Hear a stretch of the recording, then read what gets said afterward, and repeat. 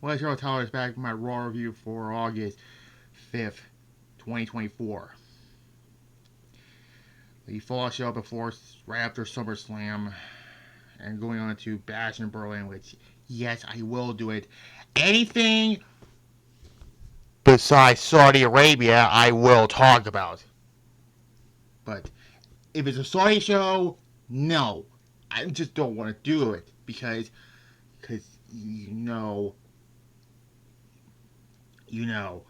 you know, all right, and everything about Saudi Arabia. Was it an okay show? Yes, but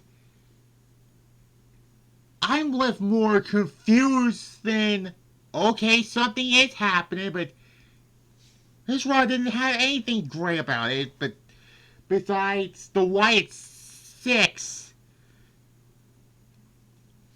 first match, really, I mean, it took place in the CB Bank Arena in Baltimore, Maryland.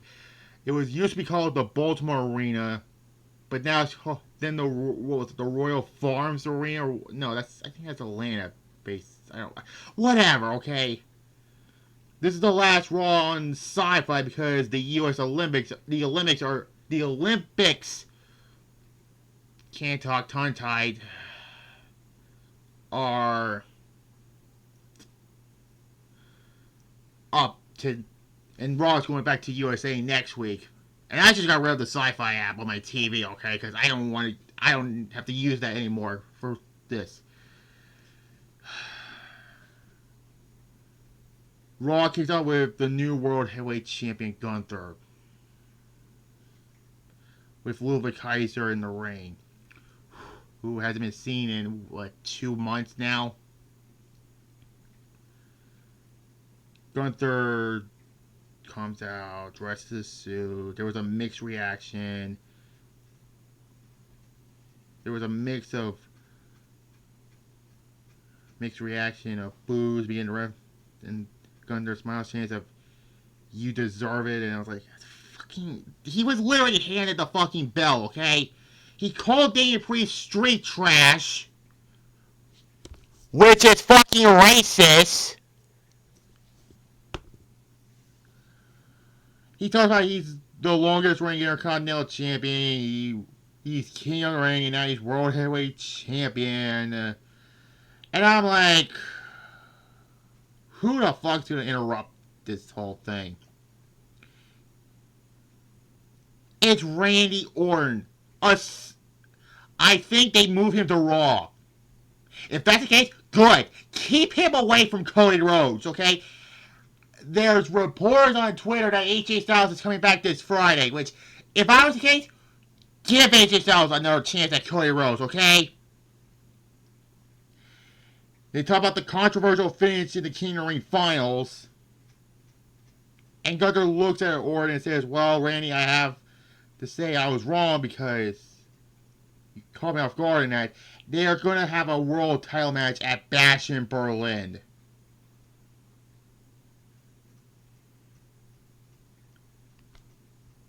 When did Randy Orton ever got a world? First off, he was on SmackDown from the end of last year all the way up till SummerSlam. And I said this before. Randy Orton should have just went back to Raw after WrestleMania in the draft.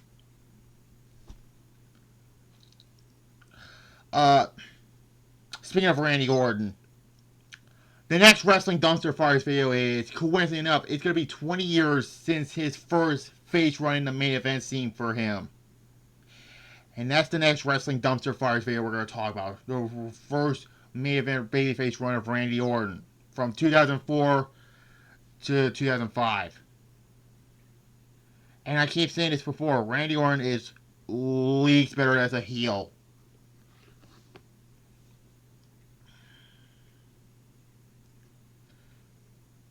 And then we get Sheamus defeating Ludwig Kaiser. I'm like, look, was the match fine? Yes, but can Sheamus fight anybody else besides Ludwig Kaiser or Bronson Reed? That's all he's been doing since he came back. literally Butch, not Butch. Oh my God, he's not Butch anymore. He's Pete Dunne. Tries to attack Sheamus with the shillelagh. And I was like, where the fuck is Finley in all this? I know he's retired, basically, but yeah. But that didn't work. Sheamus won with the bro kick, and there's that. I guess Sheamus is fighting Pete Dunne. The breakup, the Brawling Brutes, 2/3 of it, at least, implodes. 2.5. Roman Reigns' return apparently was for the 100 million views across all of social media.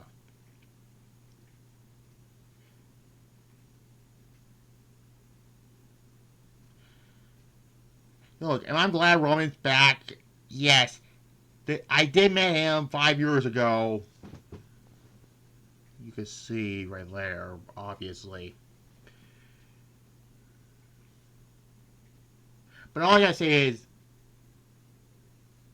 don't let him go after another world title, okay? He's done everything as a champion, okay? Give somebody like AJ Styles the WWE Championship, or it's just basically AJ Styles, at least. Then we get Damian Priest calling out Finn Balor, you know, the whole thing, what happened at SummerSlam. Priest is basically he called Finn Balor a backstabbing scumbag.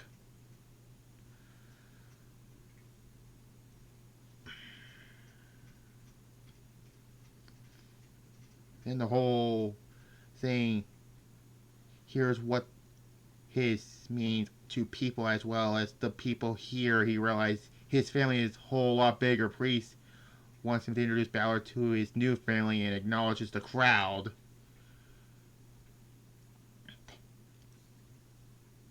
Then Finn Balor appears on the Tron. And here's another tidbit of like, why can't Raw and SmackDown get different set designs? Like, I miss the good old days. Oh boy, here I go again with my old backwards wrestling bullshit. Whatever. And a dark purple light on his face, Balor said Priest brought this on himself. You know, Balor didn't betray Priest, but Priest betrays the judgment. I was like, he won the fucking World Heavyweight Championship. So fucking what? You're talking about a year ago, Balor almost became the champion. What was it? And then Priest said in the car to consume him, and then Priest told him up Balor once and waited a full year. I was like, then Balor once won't fight him, but JD McDonald is, and he walks into the new judgment. I was like, this is worse than the reboot NWO. This is worse than the corporate ministry when Vince McMahon refused himself at the higher power. I should not say his name because he's not in the cup. Fuck it. It's worse than NWO 2000. All those were 25 fucking years ago, by the way.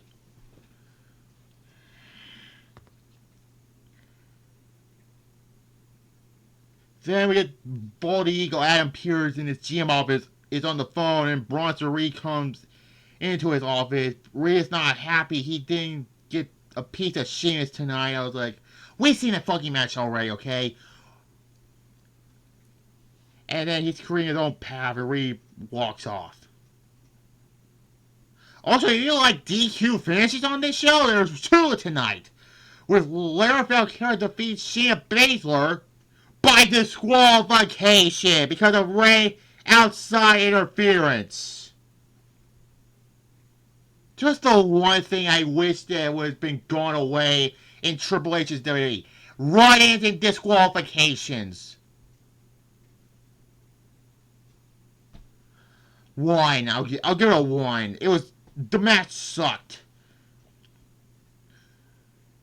Then Damage Control runs down and quickly saves the brawl with Zoe Stark, Shayna Baszler, and Sonya Deville had cleared the ring. And there was a Karrion Kross video backstage with the Final Testament. Whatever. Then there was a CM Punk addressed his loss to Drew McIntyre at SummerSlam. You know,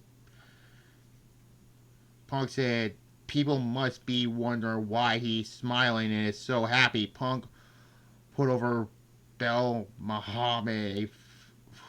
Who cares about... Who the fuck is he, really? So why is Punk happy he lost on Saturday, but then he feels like the ego went... He came out and 1,000 people, you know, and then Seth came out.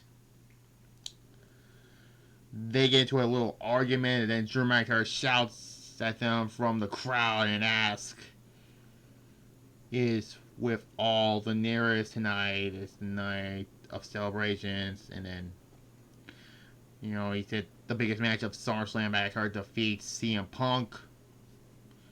And Punk runs up to him, and then McIntyre holds up Punk's bracelet and said his stupid dog and his wife AJ are in his corner. And then Punk heard enough and frustrated and runs up to him. You think the segment's over, right? Bronson Reed attacks Seth Rollins for some reason and gives him a shitload of tsunamis. Your top star getting beaten up by Bronson fucking Reed. What the fuck was this?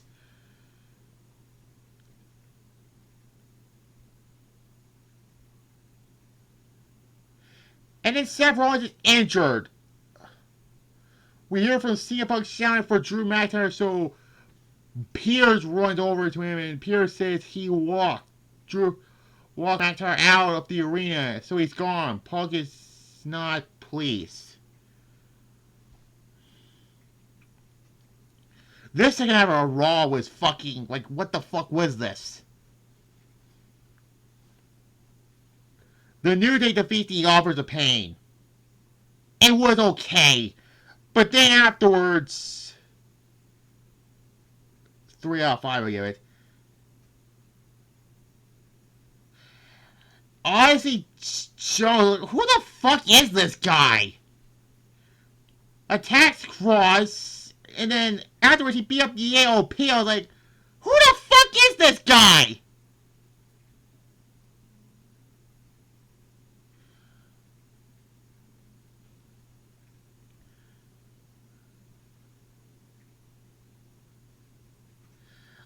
I'm sorry, I don't know who the fuck he is, and I don't want to know who the fuck he is. Apparently he's gonna take Big E's spot in the New Day.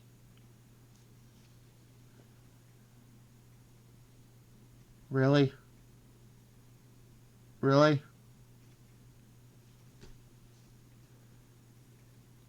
Three out of 5, I give it was a good match. They announced Survivor Series is coming to Vancouver on Saturday, November 30th. That November, by the way, I will do for Survivor Series, like I said before. On my secondary channel, that is. That's be the second time I'll do it on my secondary channel, by the way.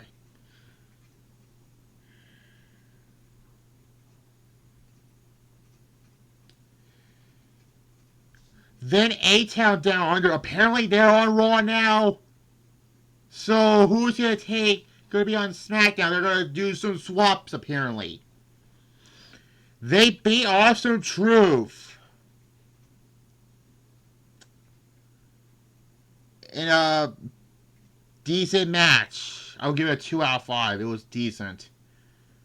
Miz was not happy and asked Truth what was he thinking. Miz embraced him in the ring, so no betrayal, thankfully.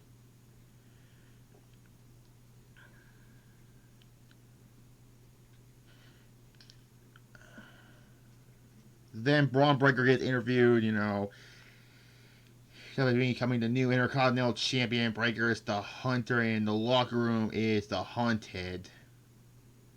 And yeah, they're gonna have him and Sami gonna have a 2 out of 3 falls match next week on Raw. That'll be good, at least. If you like DQ finishes, and the last time we had one, this is another example. Damian Priest defeats Jay McDonald, who is one half the World Tag Team Champions. Yeah, you forgot. Finn Balor and Jimmy Madonna are the tag team champions. They barely fucking defend the fucking belts. By disqualification.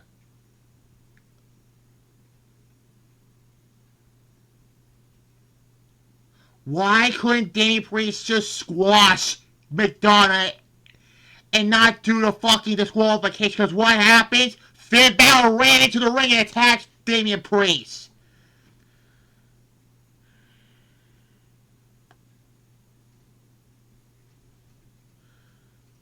And there was a fucking schmoz. Rhea came out. Fuck this whole. You make Priest look like. I get why you. They want to turn Priest face. If he's gonna win the Raw Heavyweight Championship, he shouldn't be in the fucking Judgment Day. A 0 out of 5. This is the worst match of Raw. Of this whole thing. Then, there's your Raw walking backstage when there was a WCW backstage assault. I had to make something funny about it because I'm getting angry about this. So, after all that, Io Sky took Dakota's spot because her knee is with damage in it. No pun intended. She beat Sonya Deville. It was whatever. 1.5 I'll give it. They're gonna have Kyra and Io go face to teaming up against Zoe and Shayna for a shot at the women's tag team champions. At least it's not Bianca Belair and Jade Cargill, thank God. I already mentioned about the whole thing about Dragunov and fucking Sami Zayn, and then Seth Rollins update. Michael Cole gives an update on Seth Rollins. Rollins is in a hospital getting a CIT scan and is in Escopia. There was a Y6 VHS video package. This led to the main event of the Y6 of Eric Rowan, who hasn't been on WWE RAW in 4 years, I believe, since he got released. Dexter Lumis and Joe Gacy defeats the Creed Brothers and Chad Gable. This was actually a good 6-man tag match. I'll give it that. A 3.5 out of 5 I'll give it. And then afterwards, and that was it.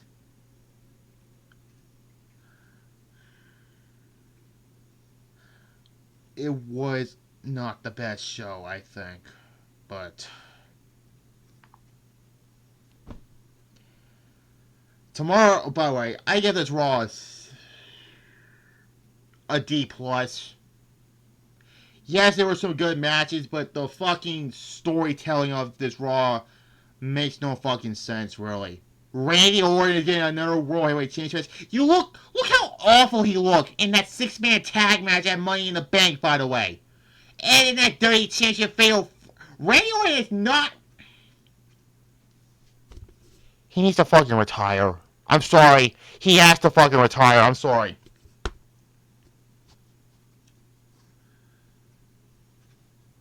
Two disqualification finishes.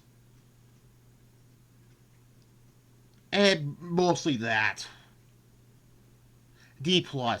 Yes, there were some good matches, but I don't care.